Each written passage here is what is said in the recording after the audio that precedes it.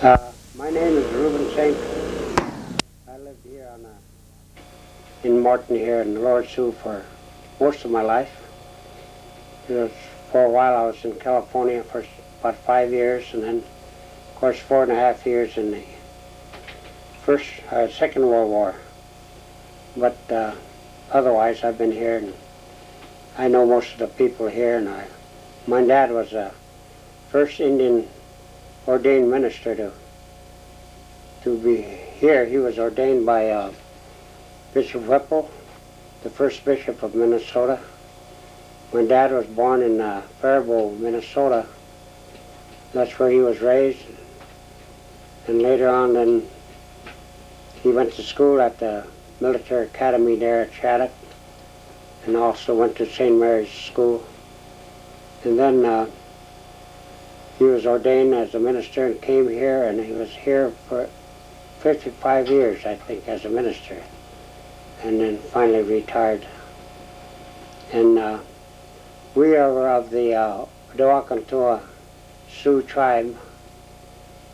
We don't like the name Sioux because that's a French word meaning snake in the grass. I guess French called the Sioux that because he snuck through the grass like a snake. It didn't sound that bad, but anyway, we like to be called Dakotas, which we are. We are the Dewakantua Sioux, and we are now called, we used to be called the Bishop Whipple Mission. And then in 1936, when the self-government came in here, then we were named the Lower Sioux. We took that name. The one in Granite Falls is called the Upper Sioux, and this is the Lower Sioux Indian community. It's not a reservation, it's a community. There's only about 28 families. It varies, sometimes 30, but most of the people, all the young people live in the cities most of the time because there is no work here. So that's, then of course, after the outbreak, most of the Indians left here, and they didn't come back in here till later years when Bishop Whipple brought some of the Christian Indians back in here, and then they finally, most of them were Christians that came back, and then the church used to be east of where it is now, the Bishop Whipple Church, and so that was moved back here, and the Indians rebuilt that church. And then Bishop Whipple's niece, Miss Salisbury, came here. Oh, she was going to marry, she lived in Faribault, and she was going to marry an army officer there when she was in her younger days. When she was a young lady in here, all of a sudden he died, so she made up her mind she was going to go to some foreign mission, and Bishop Whipple told her why don't you go down to Morton? There's a Indian settlement there, you could be a missionary there. So she came here, and this is where she settled in. She stayed here, I wouldn't know exactly, but it must be about 60 years. She died, and then she was even buried. She wanted to be buried here. So she is buried here by the church. The church is, we're of the Episcopalian denomination, and the church was built by the Indians, and then the windows were imported from England. There's the real stained glass windows, and there is no nails in that church. It's all wooden pegs. Yeah, wooden pegs put in the church. So maybe later on, if you have time, you can go in there and look at that and maybe take some pictures of it, and you'll see the beams in there are all wood pegs. So then then of course, after she died, then there's other ministers that came in here. We now have a new minister here. He's a real Dakota Sioux, full blood, from South Dakota, and his name is Reverend Bearsheart, and he can hold services in the Sioux language, or even in the English or anything, and he's really in big demand. He goes all over, and he's a likable man, really a wonderful man. Yes, sir. Now, do you want me to go on?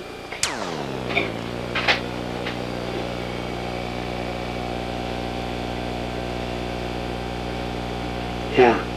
Well, I guess I'll say something about the outbreak, which happened in 1862 here. It was an awful bad thing. And most of the Indians left the area then. Some of them went up into Canada and North and South Dakota. And it took quite a few years before they came back. I think I said in there that Bishop Whipple was the one that brought the Christian Indians back. And gradually they came back, and now there's about anywhere from 24 to 30 families here. Depends upon. And the outbreak happened because there was a payment coming to these Indians, and the government didn't bring that. I think a day or so after the outbreak, then the payment came, which is too late. I think that was one of the Indians. Some of the Indians went to the store here and wanted to see if he could transfer some food, and the storekeeper told him to. Why don't you go eat grass? So, after the outbreak, they found the storekeeper, and of course he was killed, and his mouth was stuffed with grass, green grass, I guess. And of course, we don't care to talk about it too much nowadays, and because it was a bad thing. I think that the government was blamed for that because of the payment. They should have had that payment. It was here, and they didn't rush it in, so the Indians were starving. They didn't have nothing to eat, so that finally that's how it started. And we don't really talk about it too much nowadays. It's a thing of the past, and now everything has changed. And years ago there used to be a hatred between the whites and the Indians here, and pretty much, but now it's all gone. The younger people have forgotten them, and we get along real good nowadays.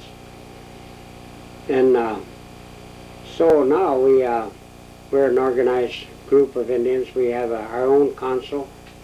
We have 4 women and 1 man on the council, and we've had different programs of fixing our homes and our wells. I think last year there was 5 new wells dug on the reservation. I have one here myself. I have real nice water and everything. And so these council, they take care of all our business. And then, well, they take care of us in a lot of ways. Our roads are taken care of. We used to have to go down below the hill here to get our mails and walk down these steep hills, and now our mailboxes are right up to the door, so we don't have to. We just walk out and get our mail. And we have 2 ladies here on the reservation that take care of all the older people, and well, the younger people too. Whenever anyone gets sick or anything, why, we have phones. Everybody has phones, and we call them up, and it don't make a difference what time of the night. They'll get up and take us to the hospital or to dentists, and even us older people. We want to go to town. They take us to town, and we get our groceries and like that, you know. So they watch us pretty close, which is good. And we have a program, a CETA program here now this summer. Quite a few of the younger boys and girls are on that program. They do a lot of weed cutting and pick up all the garbage, and they've worked around our church this summer, dug up all the trees that were cut down and the roots and like that. They have done that. Of course, where we got our start was in 1934, when they first called it the self-government. Then they got more land here, and most of the Indians farmed. We farmed with horses, and some of them had tractors, but we didn't have enough land. The most they had maybe 40 acres, and that isn't, you can't hardly farm, you know, with horses and that. We had machinery that was obsolete, and so finally the Indians just quit farming, and now we lease most of our land out, and farmers around here put in our land, and that's where we get our lease money that way. But otherwise we get along real good along with everything. The council takes care of us, and whenever we need anything, we have meetings once a month, and we know what's going on, and they tell us what's going on, and some of them even go to Washington and tell us what's happening. We have a big payment coming, and we hope to get that pretty soon. Our enrollment is not up to date, so I think that's what's holding us. I hope that pretty soon we will get that. Otherwise, now we have the CETA program, which is a government program that helps us a lot too. They give us material to fix our homes, such as roofing and insulation and things like that. So we're getting along real good here on the reservation. We don't have no trouble or nothing like that. We get along real good.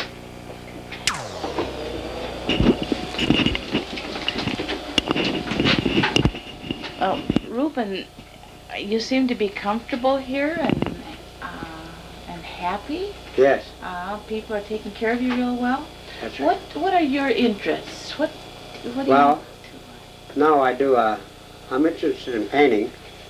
My mother was very artistic, and I guess we inherited it from her. That's what my dad says. And I have a nephew that's pretty famous in portrait painting, and I have nieces that paint in our family, and so that's what I do now. And I'm sort of retired, and I love to paint, and I guess it just comes naturally. I never had no experience. Only during the war, I was stationed near Paris, France. Well, I went into Germany first, and after the war I was stationed in Leipzig, Germany, and there I took lessons from some of the German painters. I used to go to their homes, and at that time they were very hard up for cigarettes, so maybe I'd take them a package of cigarettes, and then I learned a lot from them German painters because I was doing a lot of things wrong that I should have done now. And then later on, I was stationed in Leipzig at a DP camp for about a year, about 6 months, and that's when I worked with German, and I learned a lot from them. Then from there I came back to Camp Chesterfield, just outside of Paris, France, and there again I would go in for there every evening and work with the French artists there, and I learned a lot from them. And now that I'm sort of retired, I really make a fairly good living besides my Social Security, and I get an Army pension, but I do a lot of paintings. I get orders. I can hardly keep up with them. I used to paint nothing but wildlife, and mostly wildlife sceneries and things like that. And so here, the fella, the head artist at the Marshall College wanted to see me and bring him up some of my paintings. So I took, I think, a picture of a pheasant and a deer and a scenery, and he told me, he said, these pictures are good, but you shouldn't paint pictures like that anymore. Well, I said, I have to because I make a living at it. He told me, he says, well, he says, you're an Indian, and if you make Indian paintings, he says, you're going to sell Indian paintings. I just go home and do nothing but your Indian culture, being that you're an Indian, he said, make Indian paintings. So before that, I could never sell an Indian painting. Nobody would ever buy a Indian like that around here because of the outbreak, it still had that feeling that they had nothing to do with Indians. Now everything is Indian. I can't keep up with the Indian paintings. Here's a lady right here that's ordered this painting, and she called me yesterday, and she's anxious to get it. And I can make Indian paintings and sell them. That's all I do, is all Indian sceneries or paintings, and buffalo and things like that. The sacred buffalo, which goes very good. And would you show us some of your paintings, like this one? yeah. Well, this is not finished. This is only about half finished. And with that, I will have that done by the weekend. Then of course, here's one that I'm starting here too. Is here. And that is not.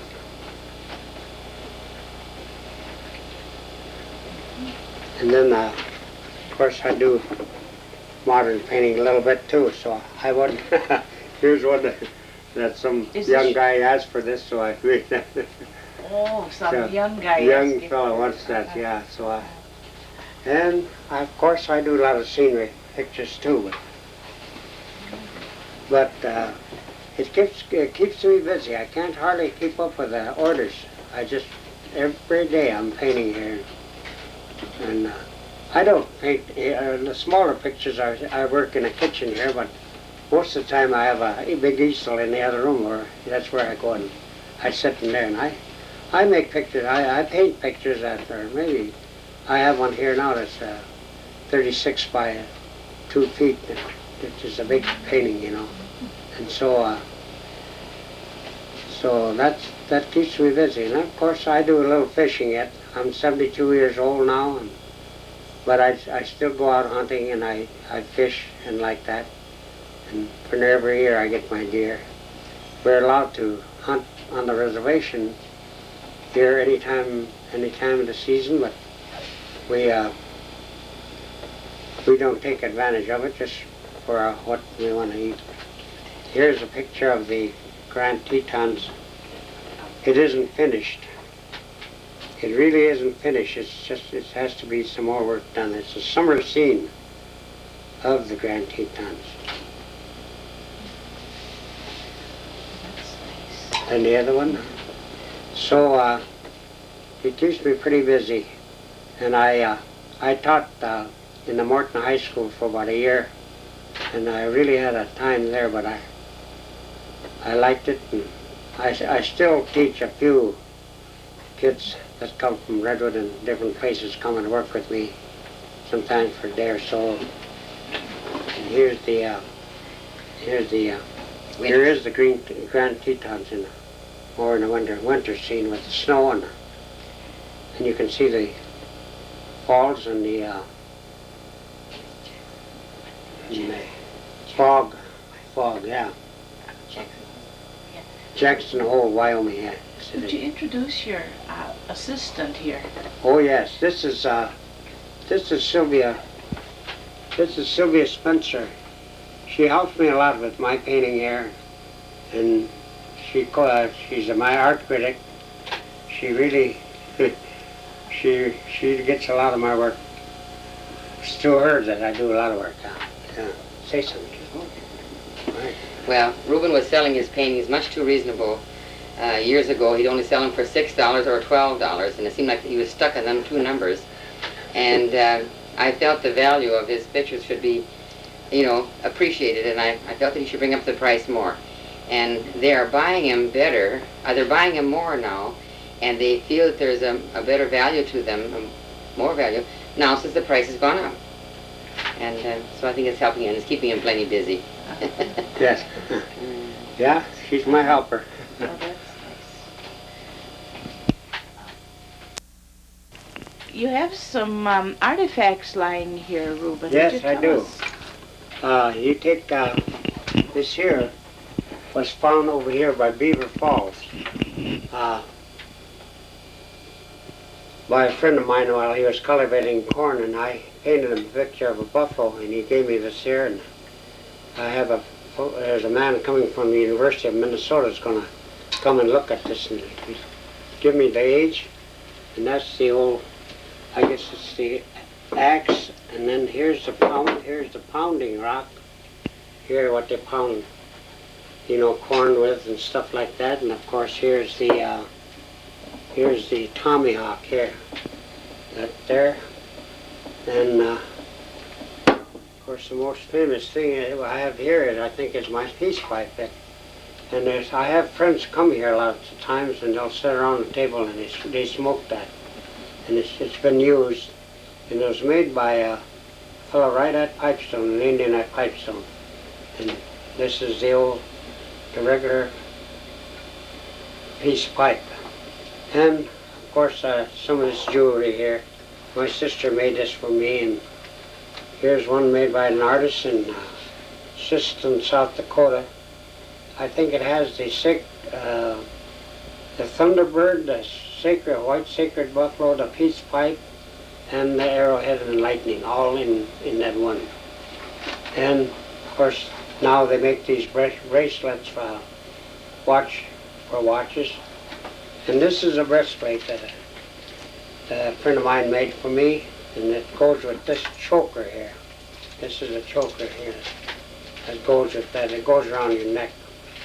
And of course this here is what they call the Folsom Point, which is the oldest one known. There's no before one of the oldest. They say he told me it was about 40,000 years ago when they first had this. The first arrowhead they had. And of course we find quite a few arrowheads around my place here. I always give them away. And they find quite a few of these hatches. Now the farmers know, so they watch for them, and they're picking them up all over the field. Did you want me to say something in Dakota Sioux? Why don't you give a message to the Sioux, to your own people? I don't know. Dakota heche chajon to mahan. And Dakota, they are Dakota. Uniu yakum, was mien cheche. Dakota, they were shit down in a town, Kuaba. Dish nakunde numde.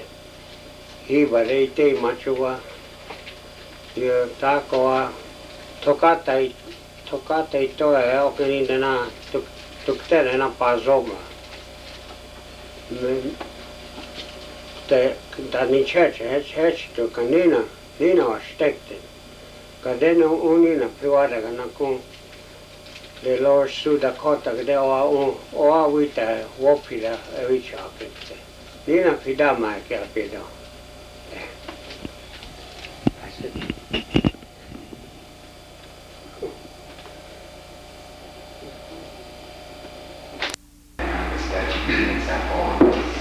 Move it up just a little bit. There. Move it more. There.